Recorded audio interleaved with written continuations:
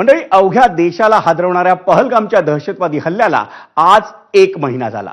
पहलगामच्या बैसरन खोऱ्यात आलेल्या निष्पाप पर्यटकांवर 22 एप्रिल 2025 या दिवशी दहशतवाद्यांनी अंधाधुंद गोळीबार केला आणि त्यानंतर जंगलात पलायन केलं होतं. हा सारा धक्कादायक प्रकार अवघ्या 15 मिनिटात घडला होता. दहशतवाद्यांच्या त्या हल्ल्यात 25 पर्यटक आणि 1 स्थानिक काश्मीरी असा 26 जणांचा मृत्यू झाला होता. त्यात डोंबिवलीतल्या 3, पुण्यातल्या 2 आणि पनवेलच्या 1 पर्यटकाचा समावेश होता.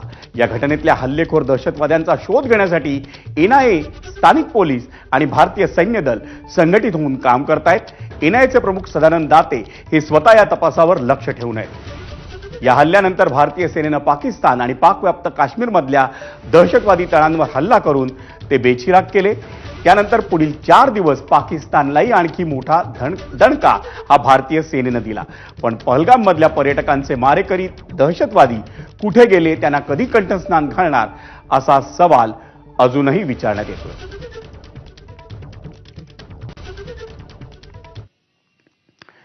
मंडळी, डोंबिवलीचे मोने, जोशी आणि लेले कुटुंबीय हे पहलगाम मधल्या दहशतवादी हल्ल्याच्या धक्क्यातून अजूनही सावरलेले नाहीत.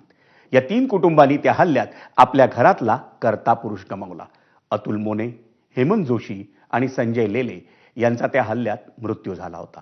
त्यामुळे मोने, जोशी आणि लेले कुटुंबीय त्या कटू आठवणीतून सावरण्याचा अजूनही प्रयत्न करतायत.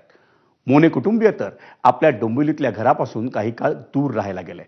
पाहत आमचा प्रतिनिधी वेदांत नेबनं घेतलेला आढावा.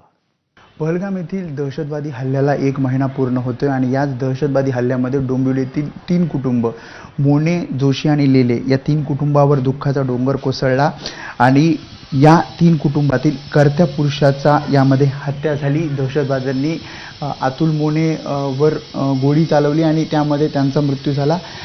या सगळ्यानंतर, या हल्ल्यानंतर आपण त्यांच्या कुटुंबियांशी बातचीत केली होती आणि जी काही घटना घडली ती त्यांच्या कुटुंबियांनी सांगितली होती. मात्र आता महिनाभरानंतर जेव्हा आम्ही त्यांच्याशी संवाद साधण्याचा प्रयत्न केला, अजूनही मोने कुटुंब या सगळ्या घटनेतनं, या सगळ्या धक्क्यातनं, या दुःखातनं सावरलेलं नाही. आणि त्यामुळेच आपण जेव्हा डोंबिवली त्यांच्या घरी आलो तेव्हा त्यांच्याशी संपर्क साधण्याचा प्रयत्न केला, तेव्हा त्यांनी सांगितलं की आपण अजूनही या धक्क्यातनं बाहेर आलेलो नाही आहेत आणि या ज्या जुन्या आठवणी आहेत त्या जुन्या आठवणीतनं आम्ही बाहेर येत नाही. आणि त्यामुळेच मोने कुटुंब त्यांच्या डोंबिवलीतल्या घरातनं काही काळासाठी दूर गेलेलं आपल्याला पाहायला मिळतंय. सगळ्या धक्क्यातनं सावरण्याचा प्रयत्न अजूनही 3 कुटुंबियांचा सुरू असल्याचं त्यांच्या कुटुंबियांनी सांगितलं.